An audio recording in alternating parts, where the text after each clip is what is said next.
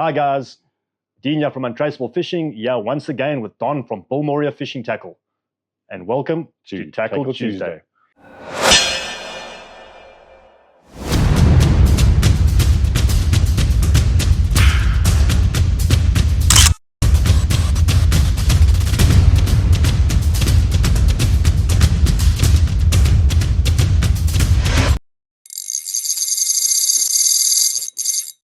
If you're joining us for the first time, welcome, and if you enjoy our video, and if you like it, check out the previous ones as well on YouTube. We've got some interesting chats there. 100%. For sure. Just to launch off tonight, last week we spoke about Kariki braid from Shimano, and one of our guys down the coast at Dana Bay, Jean van der Merwe of Dana Bay, you're a lucky winner. Roller Kariki braid on its way to you soon. We'll be in touch. Well done, John. Congratulations. Enjoy. So, Don, I see we have a beautiful Shimano Twin Power on the table here this evening. Yeah, along with the Saragosa. Yes, and the Saragosa. And, previously a lot of guys say, oh, Don likes the bottom end stuff. I enjoy the high end stuff as well. I must admit, coming into this, I didn't know a lot about a Twin Power. And the last couple of weeks, I done a bit of research, and initial impressions were wow, like really wow. I must admit, this is probably the prettiest rock and surf reel I've ever seen. I think from the machining to the color choice and that, they've got this so right. Yeah, they've definitely upgraded on the look on the Saragosa. Yeah. No disrespect to the Saragosa, beautiful reel, not the prettiest reel in my eyes. Yeah, I often think, just below it, your Spheros is perhaps more attractive in its coloration. I agree with you. And here you've certainly gone up a level. We're going to talk about the key points in the reel tonight. Okay. It is pretty much almost twice the price. So we've got to see what kind of justifies that and who it's for. Okay. So the first thing I noticed, we were popping on the handle. And, it's a left-hand one. And, let's change the right-hand one. Then we noticed that there was a spare shaft. Correct. And a bit of homework and a bit of research. Very few guys talk about this, but basically, if you change to right-hand one, which is where most of us South Africans fish, the right way around, it just feels better to crank with your right arm. I think most of us are right-handed. The idea there is that once you tighten and lock down, it's not going to ever loosen up on you. Correct. Probably makes more difference for a left-hand winder, though. Correct. Right hand is going into the thing, so you're kind of tightening the way anyhow. Yep. But it just shows the amount of commitment to strength that they've done. And that's very much copying the exact same thing on the Stella. No other Shimanos down the scale have that kind of feature. So this reel is all about maximum strength, maximum power. So let me just get this right quickly. If we're converting the reel from a left-hand to right-hand drive, we'll change the little shaft where the real handle was. Yeah, there's a little small flat screwdriver. The spare shaft is supplied there. Okay. Not hard to do, but you can't just change the handle over like most reels, guys. Yeah. If you're going to do that, you're going to do quite a lot of damage. So just be cautious. If you ever spoil yourself with a Twin Power, make sure you get that right. We'll get someone to help you do it properly. Absolutely. Correct. Ask the store to help you, or correct. Give us a shot. We can advise you. Other things, just to give you an idea, that the Saragosa worldwide is rated as probably the best saltwater all-round reel. Yeah. Rock and surf guys, lure casting, jigging, going for game fish. That is the most popular Shimano reel. One of the benchmark. Pretty much, across the board. Even looking at opposition brands, I think Shimano, Gosa dominates that market. Correct. It's a legendary reel. It's really good. Yeah. Why would I spend twice the bucks though? That is a very good question. Why would I? And it is an interesting question. Just to start off from the front, I think it's always the front. We looked at, the differences in products sometimes are quite small details. Correct. Some of them are largely cosmetic, but others are practically, and you can see the benefits thereof if you really investigate it. Little things you notice, like just your front drag knob, very much the same style as your Stella. It looks very similar. Nice and blingy. I did also notice as well, although these are both 14,000 size reels, smidgen larger diameter on the spool. Which will tend to help your casting in a little bit as well, give you a bit of extra distance. Almost seems to have a hardened aluminium edge. It seems like got an edge where the Saragosa doesn't. Yeah. And definitely a little thicker as well. Correct. So concept there would be probably less chance of nicking it or damaging it. Being slightly wider as well, your line coming off will be a little smoother. Correct. Give you a slightly further cast. Yeah. I think is the general thing there. But nothing wrong with this. But when I look at this spool, and I often moan about the price of Saragosa spools, because it's a spare spool. When I look here, and you look at the details of your finning in that, you can kind of see the money. You know, they've gone to the effort to really take this to the premium level. It's stepping up from a Gosa. It's a Gosa on steroids. Yeah. And for good reason. Another thing, some of the guys, as time and years go on, the line roller bearings can sometimes start seizing up and giving up. On a lot of reels, not only Shimano, trust me. And what Shimano has done on the Twin Power, instead of one bearing, now there's two. And it sounds like they've got a lot better sealing on them. That's what I read as well, We're not going to get into the whole X-chip and X-protect and the technicalities around Shimano uses. We want to talk about practical benefits here. We're not to share marketing blurb. We're talking about practical fishing benefits. So yes, your line roller should be a fair bit better. Another big difference is your rotor here. Your rotor is aluminium. Now, all your torque when you've hooked a really good fish is going through your line roller. So your line's peeling off your spool, going off your line roller. Any flexing that you got there is negative. It's straining everything on the system.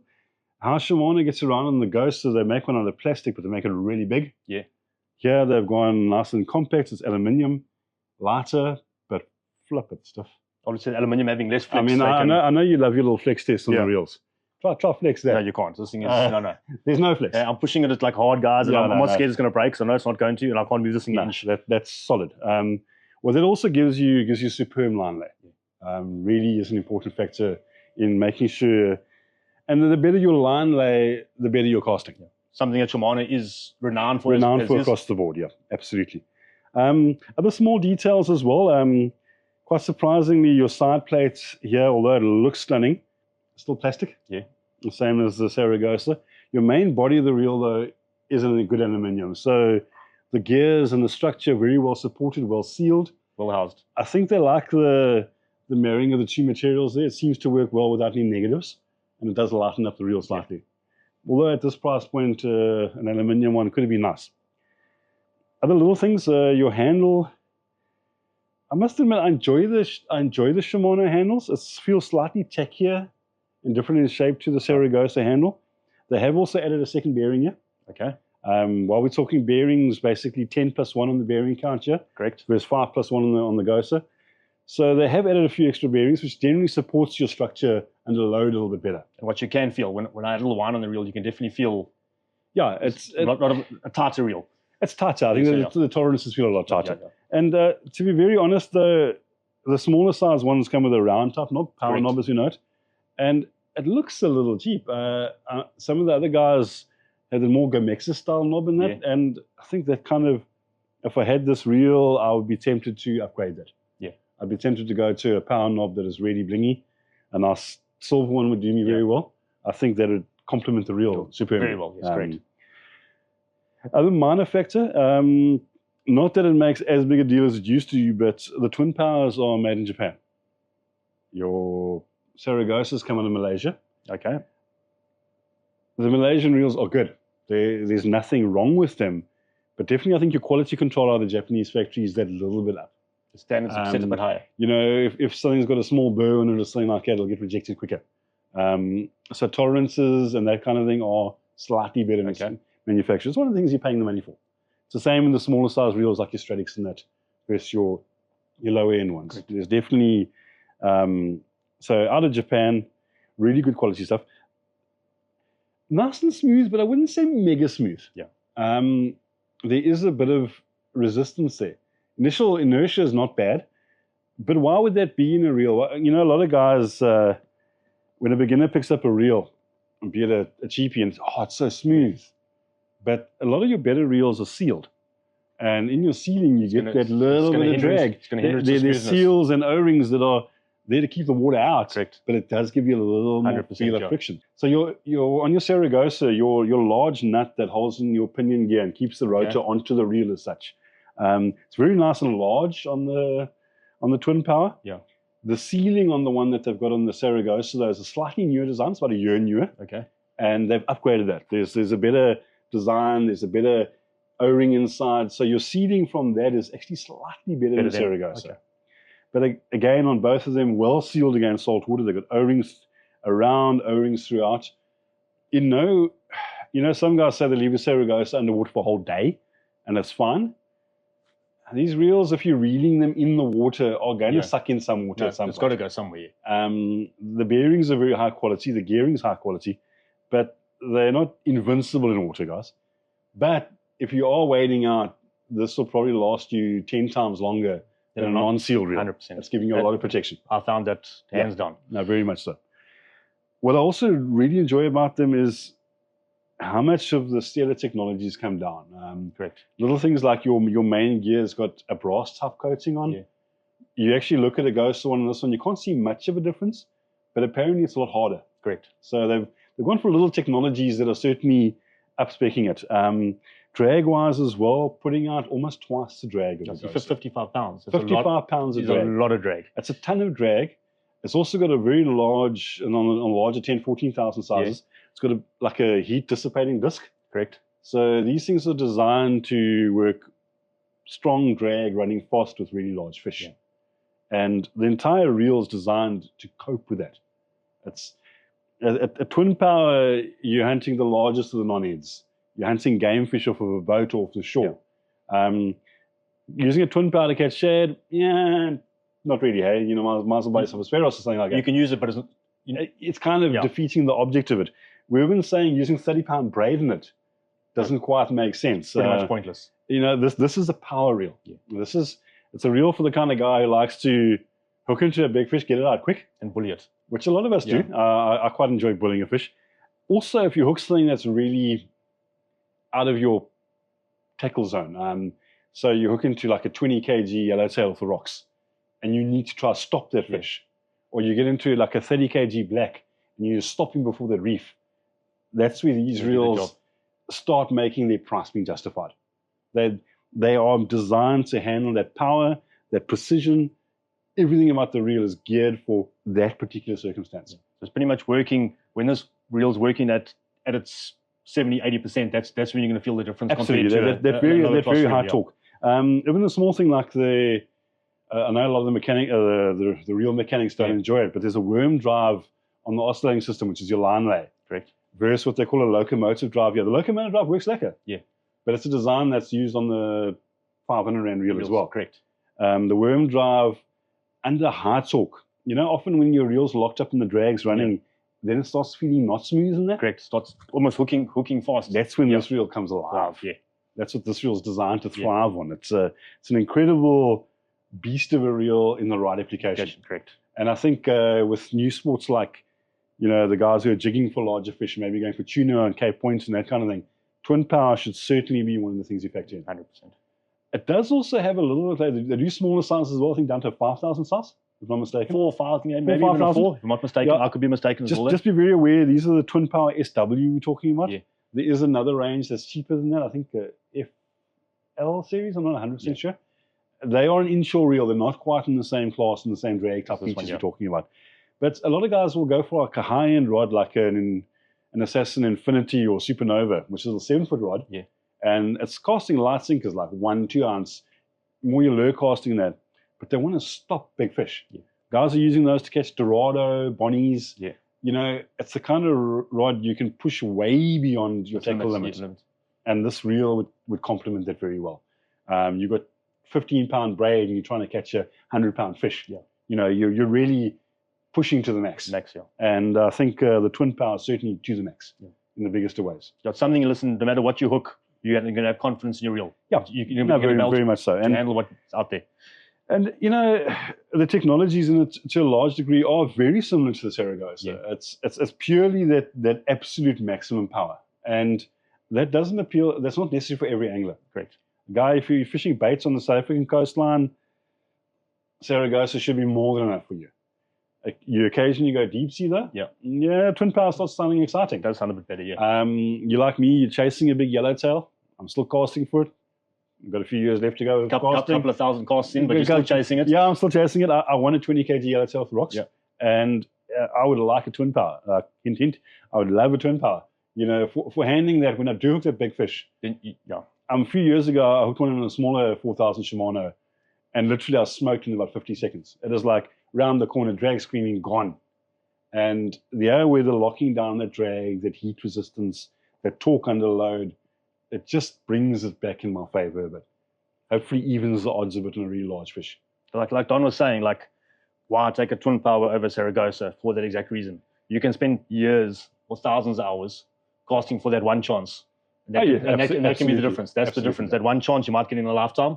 Yeah, that could be the difference. And look, not all of us have got the budget to buy a reel that's 11,000, 12,000. It's a fair investment, and I mean, you can almost buy 2 of those to one of these. Yes. That's exactly what I was weighing up earlier. Like, would I have 2 Saragosas or 1 twin power? And look, Ghost is a fantastic reel. Yeah. It's absolutely fantastic reel. But the guy who's pushing the limits, and you know who you are when you say that. Your ambitions are above and beyond. Above and beyond. You like catching bronzies on a stupidly regular basis. Think of a twin power. 100%. Yeah. You don't want to lose that trophy fish. And a lot of us as well in South Africa, we tend to take a larger reel. The 14,000 is the biggest twin power they go. It only goes to 25 like the Gosa. Yeah. But a lot of the South African guys, we take a reel like that and we'll load about 500 meters of 30-pound braid in it. That's not what a twin power is for. No. Yeah, you're going to be going like a 50 or a 65-pound braid. Quality braid, not a budget braid. You want the best premium that you can really push, and you need to know you can stop a fish. It's got to drag good enough to be able to fish your braids at near breaking strains. You know, absolutely. You should be able to lock down on a decent fish. Still going to keep that smoothness and not start cooking fast and things. You're not going to get I'm stripping a gear or my drag's overcooking. Or a lot of guys fighting sharks, you often hear the drag and the roughness comes in. No, this is made for that. Yeah, correct. This is totally geared for that. So certainly in that kind of, if you're that kind of angler, one I definitely shortlist there. It's certainly a good reel. And I would gladly say worth the money. No, definitely worth his money. I think what you're getting is almost a baby Stella. Yeah. And some guys might have criticized the Stella. I know the Stella has got a certain niche. The guys who fish with game fish love Stellas. Correct. That's the reel of no excuses. But the twin power kind of takes the best of the Gosa and the best of the Stella and kind of marries them. And you got a price point in between the two as well. So that matches quite. I know it sounds totally cheap, and my wife would divorce me if I said it, but you know, if you're in this kind of class, the price actually doesn't make much difference. No, it doesn't make sense. Yeah. You know, you're the kind of angler, you're spending 100K on going to Gabon for a trip. You're spending 2 weeks up in Mozambique hunting a big GT off the shore. Yeah. You know, if you're spending that much money on a trip, equipping yourself with the best gear kind of makes sense. Yeah, 100%. You know, you're not going to go there and use a cheap braid or a cheap lure. You're looking for maximum size fish. You're hunting the best fish in the world. You're going to use the best tackle in the world. Absolutely. Like if you're going to go up Madagascar and Kenya and you're hunting some dog-tooth tuna, hey, this is a nice doggy reel. 100%. You know what I mean? This is the kind of thing this is what I want. Get in it and that's my dream, eh? Yeah. Going for doggies? I think it's a lot of people's dream. That's my dream. I like a fish, I hook, and I'm pretty not sure I'm going to catch it. Yeah. I like that challenge. I'm almost scared to catch one. Yeah, no, it must try to pull me off the boat or pull me off the rocks, then I'm pretty happy. I'm a bit nervous to hook into one of those one day. So guys, throwing value clean out of the window, I give it a solid 5 out of 5. 100%. I fully agree with you there. I think Shimano has hit the nail on the head here. It is a beautiful reel. It is functionally super powerful. And I think it ticks all the boxes for the right kind of angler. Correct. If you're not, though, if you just you want it for the prestige, certainly. I can say I've got the best reel I can probably buy. For most of us, though, I think a Saragosa would certainly suffice for our average needs. Yeah, for your average rock and surf fishing, you know, more than good enough. I haven't hooked into a monster for years. Yeah. I'm looking for one, but I haven't hooked into an absolute monster for years. But when I do, I would love to have a reel like that, because I've lost most of those monsters. I haven't caught the outlier fish which I couldn't control, and I think that'll give me a little more control. I was skeptical. Like as everyone knows, I would fish with the Saragosa. Well, I have one twin power before. I've never actually touched one until last week. Picked one up. I was always skeptical that it cannot be worth its money. It's worth its money, guys. Yeah, it's worth its money. So give me the 5 out of 5 star rating. It is the best tech I've seen in a reel. Yeah. Lust at first sight, very strong. Oh yes. I think. And last thing we mentioned, I didn't really cover. It's a couple of ounces lighter than a Gosa. Considering it's got more bearings and that kind of thing, and the aluminium versus plastic rotor, I think it's perhaps the Lurcaster, maybe a little more inclined as well. Again, the smaller size ones. I think your smaller Gosas are sometimes a hintish heavy. Yeah. So this is where, if especially your 5,000, 6,000. if you're looking for a small reel which doesn't hold a ton of line, but you want to stop a big fish quickly, give a Twin Power a thought, guys. It's well worth it. And highly rated. And on the top of my wanted list, I couldn't think of any other reel above this that I'd actually want in my setup. Yeah, I agree with you. I think I'd take this. I'm not going to mention names of reels that even cost more than this. I think I'd happily take one of these. The opposition, we know the big D. Sadly, we don't see the top end towers like your dogfights and that come into South Africa. Yeah, that sit in Australia and all the countries. They do, and but Shimano very much challenging them in the game. 100%. And the guys worldwide, if you look at the videos of what they're catching, this is the kind of thing that they're going to big tuna, they're going to sailfish, they're going to marlin, and these reels are designed to handle that. Yeah. So I think certainly the tech you're getting in here for your money, actually surprisingly good value 100%. when you start weighing it against other options out there. So guys, give the Twin Power a thought. I was having a browse at the pricing. Surprisingly, Balmori is actually pretty much spot on the pricing. We sharp deal on a Twin Power. No, I think it's the best deal. Yeah, no, absolutely. So guys, hope you enjoy that. And we're going to go into Q&A now. Correct. Didn't get any exact questions this week, guys. Please give us your questions. Yeah, flood them through, guys. We'll try to answer any question we'll try to answer. The drag story. How much drag should I fish with? When do I pull a fish hard? When do I let it go? It takes us a long time to get to know that. I don't think you'll ever perfect it. Yeah, my early days, I can remember a beautiful cob. You'd take me down, a cheap nylon, and strike, and boom, I'd pot. Yeah. Drag is too tight.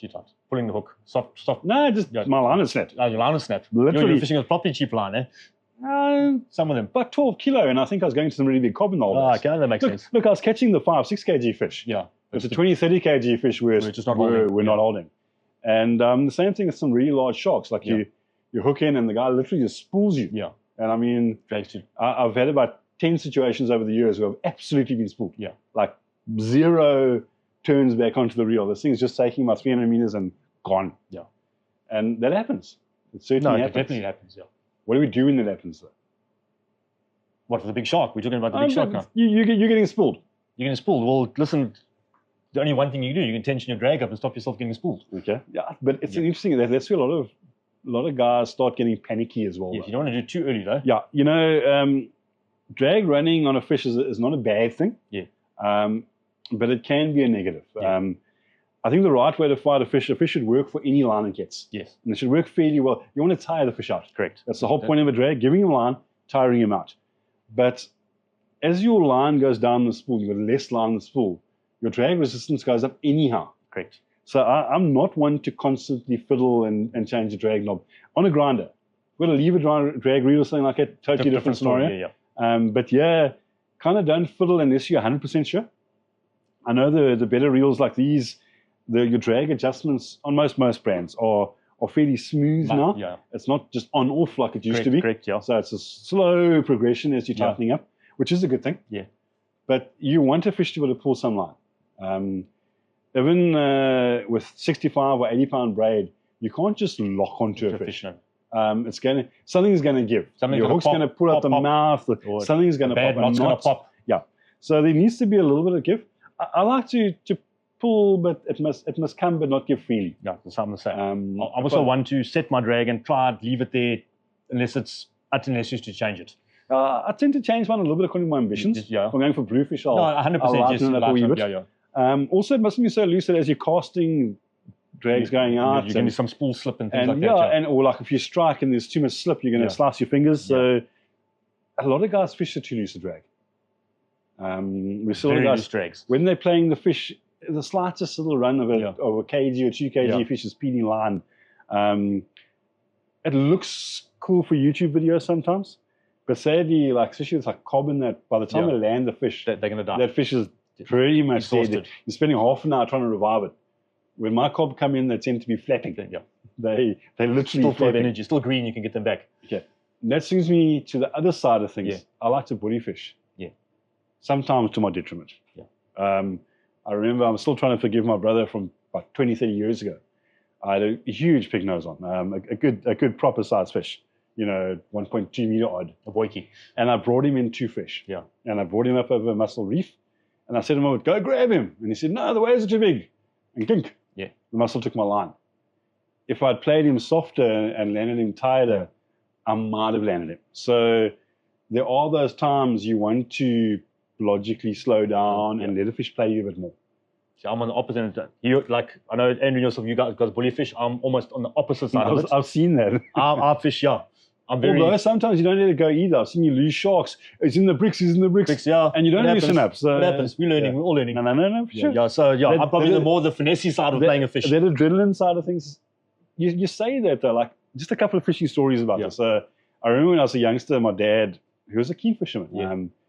But in his older age, he was in his late 60s, and he got a beautiful pig nose. Yeah. German Bay near here, and I had a 10-foot rod, small grinder, probably about 15-pound mono, and he was playing this fish. And my dad used to love the fights. He'd just go a bit, and like eventually, like after half an hour, Dad, are you ever going to land this thing? And no, he's enjoying himself, and like we're all picturing a little bluefish or something like that. And then there's about a 6 kg pig nose came out.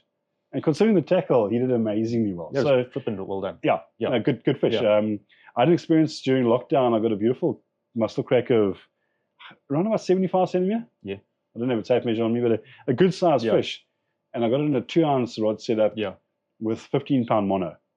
And that was a half-hour fight. And the whole way through the fight, his first run was like 60, 70 meters straight out.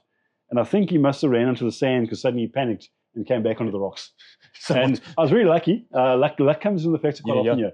But in the inside, 20, 30 meters out, I had to nurse him the whole time.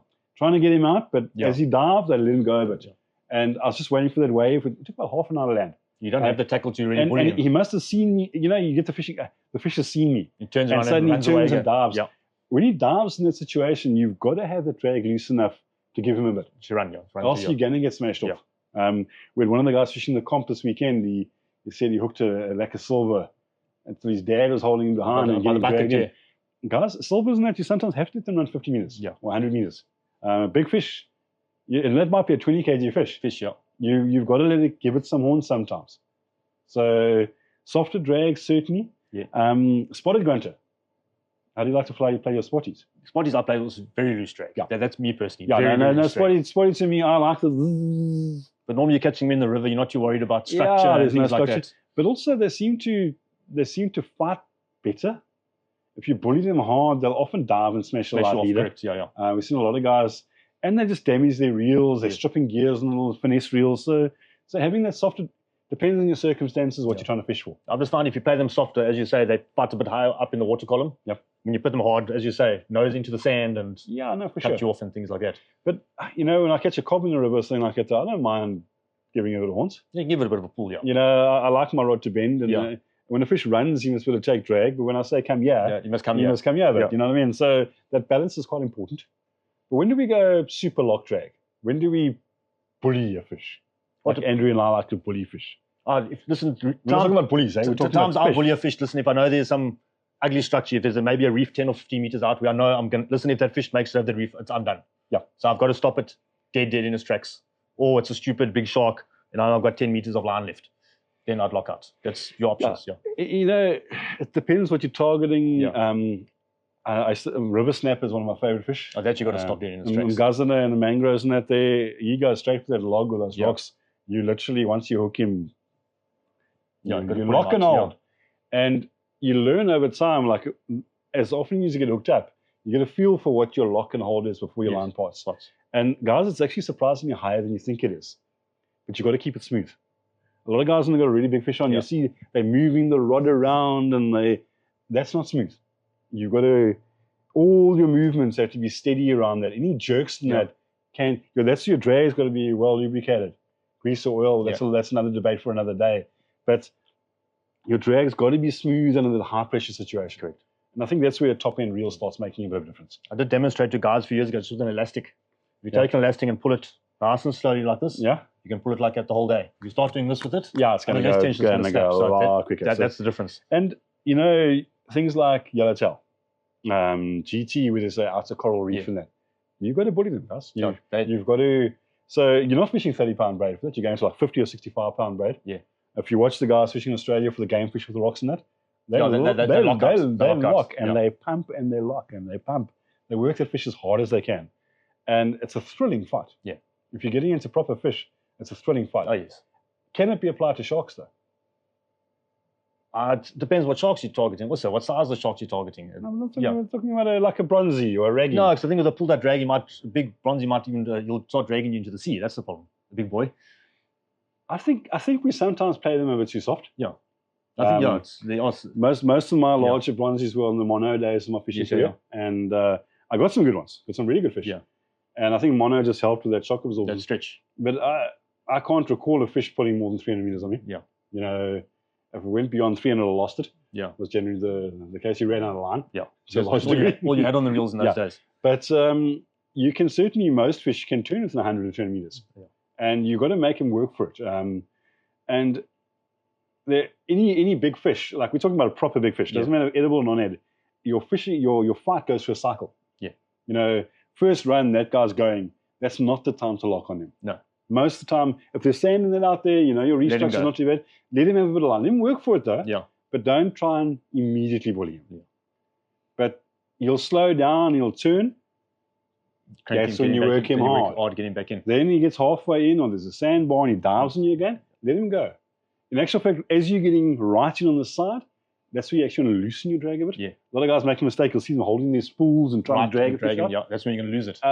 A big cob, if he comes in fresh on a big rod and he's hot, 20 kg cob, last will dive. Yeah, that's when you normally lose them. Tell me how many oaks have lost a big fish right on the side. I can write a list as long as the ones I've lost. Like crackers as well. Yeah. Crackers love to reef you right on the edge. Nice big ball of red bait straight in behind it. Gone. So be aware when you're landing fish. On the other extreme, I know some guys on the boats, they'll play the soft drag, light tackle, and the cob will go up and down the river for an hour. It's a big cob. He's playing it, and his drag's nice and soft and smooth. And as he gets it near the boat, some bit of slack in and throws the hook. Doesn't snap him off, just throws the hook. Not enough drag pressure. Yeah. You've got to have enough drag pressure to keep your hook set, guys. Yeah, that hook's not even set properly in the beginning, most probably. My dad, if I ever gave a fish slack, I got a clap on the ear. I was brought up the same. Brought up exactly the same. It has to be steady, strong. Watch for a fish swimming towards you as well. You've game fish like a good garrick, good layer fish. Turn and swim straight back into you. Especially in a boat situation, and you've got to be up for that. That's where you crank as hard as you can. I can remember days sitting with live bait out, with the current going away from me, and watching your line go back past you on the boat this way. Yeah. And pig nose love to do an in-run. Okay. So you've got to be very aware of what your tackle's doing. But guys, the main thing is when you do into a decent fish, don't panic. And this is when you want to be in your steady zone, you enjoy the fight, and just make rhythmic, logical decisions. Sure. It comes with practice, but a lot of guys never learn. I think they're just all hot-head, or they're too soft. They're not committed enough. So find that balance for yourself. And I must admit, a higher-end reel like the Shimanos we're looking at here definitely helps. Makes it a whole equation a lot easier. Yeah. Your drag's not going to overcook. You're trying to push it too hard, and it's not going to have a rough, sticky drag, which a lot of reels do suffer. Correct. Yeah. So, and saying that, make sure your drag's well serviced. It's the easiest thing to service. No sand in the drag, washes. Just watch for corrosion in it as well. Keep it lubricated. When you see grey in there, it normally means water's impregnated your grease. So give it a clean out every few months. It's not hard to do. You don't need to be a real mechanic to do this. No tools required, guys. Yeah. It's just off and there you go. One little circlip normally. Yeah, circlip. To take them out. Yeah. Grease them up, put them back. So, hopefully that gives you guys some information on how to fight fish. I love light tackle. Yeah. My favorite little setup at the moment is a 7-foot Nobi with a little tiny 2,000 size reel and 10-pound braid. So I do fish finesse, and I've yet to land a monster, but I've got a couple of fish of 2 kgs in that. That's not bad. And it feels like a monster. Yeah, it does feel on that. And I've got mates who've got 20 kg cob on that kind of setup. Yeah.